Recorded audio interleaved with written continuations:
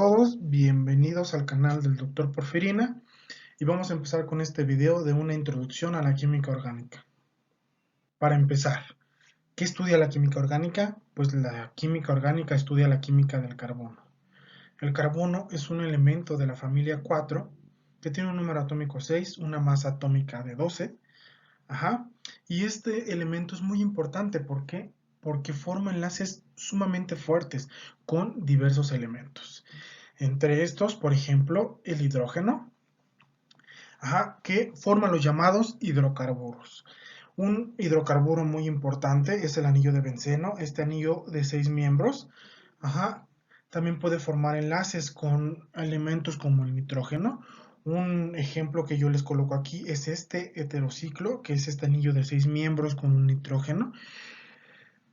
Con el oxígeno, por ejemplo, en una gran variedad de estructuras de alcoholes. En este caso yo les presento un ácido carboxílico también. Y con halógenos y algunos metales tanto de transición como metales alcalinos y alcalinoterros. Ahora, la pregunta ¿es importante la química orgánica? La respuesta es sí. ¿Por qué? Porque la química orgánica está ampliamente distribuida en todos los organismos vivos y es una herramienta fundamental para la química farmacéutica, ya que la síntesis orgánica o la obtención de compuestos orgánicos ha dado lugar al desarrollo de muchos medicamentos. Bueno, en la naturaleza, por ejemplo, en las plantas tenemos estructuras orgánicas que cumplen una función muy importante, como es en este caso la clorofila. La clorofila es un pigmento que ayuda a fijar la luz del sol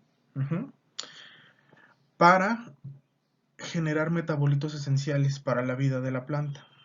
En el caso, por ejemplo, de nosotros los humanos, los seres vivos, la hemoglobina, que es una enzima capaz de fijar el oxígeno y transportarlo a todo nuestro organismo. Por ejemplo, fármacos, aquí tenemos del lado izquierdo superior el metotrexato, que es un fármaco utilizado para la terapia contra el cáncer, y abajo de este está la fluoxetina, que es un fármaco principalmente utilizado para tratar trastornos mentales, como la depresión, la ansiedad, etc. Bien, ahora comencemos a hablar un poco de la estructura atómica. Bien, toda la materia está compuesta de átomos. Los componentes principales de esta unidad fundamental de la materia, que son los protones, neutrones y electrones. El átomo tiene dos partes principales, que tiene un núcleo, como podemos ver en la imagen, positivamente cargado, donde vamos a encontrar a los protones, que son los responsables de esta carga positiva, y a los neutrones, que son partículas sin carga. Este a su vez está rodeado de una nube de electrones, que está compuesta claramente por los electrones negativamente cargados, y esto da lugar a la estructura del átomo. Ahora, los diferentes átomos que conforman los elementos están situados en la tabla periódica. Y esta tabla periódica está ordenada dependiendo a sus propiedades en diferentes familias. La tabla periódica está compuesta por filas o periodos, como se les conoce normalmente, que son filas que van de izquierda a derecha, o de derecha a izquierda, como lo quieran ver. Y por columnas que van de arriba hacia abajo. Ahora, los elementos de la misma fila normalmente son similares en tamaño, y los elementos de la misma columna tienen propiedades eléctricas y químicas similares. Bien, ahora los elementos más importantes para la química orgánica se encuentran en la primera y segunda fila o periodo de la tabla periódica. Sin embargo, muchos compuestos de interés orgánico y farmacéutico contienen otros elementos como son halógenos, el fósforo y el azufre.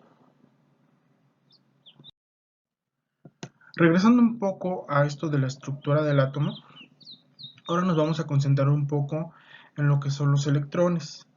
Como ya se había mencionado, los electrones están inmersos en una nube que está alrededor del núcleo. Ajá. Sin embargo, bueno, los electrones no se van a mover de una manera aleatoria, sino que van a seguir trayectorias definidas llamadas orbitales. Ujú. Estos orbitales se dividen en 4 tipos, ujú, que son el orbital S o orbitales S, ujú, que tienen forma esférica, ajá, los orbitales P, que tienen formas lobulares, los orbitales D, que tienen formas lobulares también, pero más complejas, y los orbitales F, ajá, que tienen estructuras ya muchísimo más complejas. Estos a su vez pues tienen diferentes subdivisiones entre ellos y existen diferentes tipos. Ajá. Bien, los elementos del primer y segundo periodo acomodan sus electrones utilizando solamente orbitales S y P. Ajá. Ya cuando estamos hablando de elementos del tercer periodo en adelante, ya no solamente van a usar orbitales S y P para acomodar electrones, sino que van a hacer uso también de orbitales D y F. Bien, los orbitales y los electrones se usan principalmente para formar enlaces. Bien, ¿qué es un enlace? Bien, los enlaces son la unión de dos o más átomos en un arreglo estable. Los enlaces con los que trataremos principalmente en química orgánica serán enlaces iónicos y enlaces covalentes. Los enlaces iónicos son aquellos en donde un átomo metálico y un átomo no metálico se enlazan, y este enlace se caracteriza por la transferencia de electrones de un elemento a otro, resultando en la generación de cargas que mantendrán unido el enlace mediante interacciones electrostáticas. Estos enlaces por lo general se dan principalmente entre elementos del extremo derecho y extremo izquierdo de la tabla periódica sin tomar en cuenta los gases nobles. Ajá. Un ejemplo que les presento aquí es el cloruro de sodio, la sal de mesa común. Ajá, es el ejemplo más básico para representar este tipo de enlaces. Y por otra parte tenemos a los enlaces covalentes, que resultan entre la interacción entre dos o más elementos, que a diferencia de los enlaces iónicos, estos elementos van a compartir los electrones que van a formar el enlace. El ejemplo de este son los enlaces que puede formar el átomo de carbono, por ejemplo, o el enlace entre la molécula de cloro, como el ejemplo que les presento. Ahora, ¿cómo vamos nosotros a representar estos enlaces? Pues bien, todos estos enlaces se representan mediante las estructuras de Lewis, que son, estas estructuras son el instrumento principal para representar los enlaces químicos. Todo esto va a depender de la capacidad de los elementos para formar enlaces y van a estar obviamente sujetos a la localización, de su localización en la tabla periódica. Esta localización va a dictar la cantidad de electrones de valencia que posee cada elemento. Bien, de esta manera vamos a desarrollar la regla del octeto. Esta regla va a establecer que los elementos del segundo periodo solo pueden acomodar 8 electrones de valencia. Los elementos del segundo periodo de los que hablo, pues claramente es el carbono, el nitrógeno, el oxígeno y algunos halógenos. Y bueno, en el caso del átomo de hidrógeno solamente va a poder tener 2. La regla del octeto está basada prácticamente en llegar a una configuración electrónica similar a la de un gas noble, que se considera sumamente estable, ¿no? Entonces, para dibujar este tipo de estructuras vamos a tener 3 reglas principales, que es, bueno, dibujar solo los electrones de valencia, que esto va a estar dictado obviamente por la posición del elemento en una determinada familia. Por ejemplo, el carbono está en la familia 4, tiene 4 electrones de valencia. El nitrógeno está en la familia 5, tiene 5 electrones de valencia y así sucesivamente. Bueno, como ya les había dicho, los elementos del segundo periodo solamente pueden acomodar 8 electrones como máximo y el hidrógeno solo 2. Bien, aquí les presento una tabla de resumen de lo que acabamos de comentar. En el caso del hidrógeno solamente va a poder formar un enlace En el caso del carbono va a poder formar 4 enlaces. En el caso del nitrógeno va a poder formar 3 enlaces y va a tener un par de electrones libres.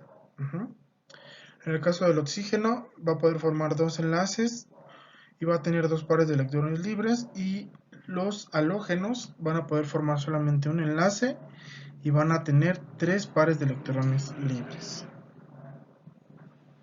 Aquí tenemos, por ejemplo, dos ejemplos del cloruro de sodio. Puede ser representado en una estructura de Lewis de esta manera, o bien como en una interacción de carga, y este enlace entre el flúor y el hidrógeno, que normalmente esta línea que tenemos de este lado, cada línea que nosotros pongamos en un enlace va a representar que aquí hay 2 electrones. Bien, hay elementos del segundo y del tercer periodo que están presentes en estructuras orgánicas que son excepciones a la regla del octeto. Por ejemplo, tenemos el caso del boro, que solamente va a poder formar 3 enlaces y tener 6 electrones en total. Por ejemplo, el berilio, que solamente puede formar 2 enlaces, y otros que pueden expandir el octeto, por ejemplo, el fósforo y el azufre, que puede acomodar 10 electrones el fósforo y hasta 12 el azufre. Bueno, hasta aquí esta primera parte del video. Subiré las otras partes en posteriores videos. Van a ser videos relativamente cortos. Y aprovecho para comentarles de qué va a tratar este canal y los contenidos que vamos a tener. Bueno, van a tratar principalmente de química orgánica, química heterocíclica, algo de cromatografía, espectroscopía, de redes metalorgánicas y materiales reticulares en particular, que son materiales porosos. Alguna discusión de artículos que me parezcan interesantes, y voy a tratar de documentar algunos de los congresos a los que asista. Muchas gracias por ver este video. Si te gustó, dale like, suscríbete y nos vemos en la segunda parte. Hasta luego.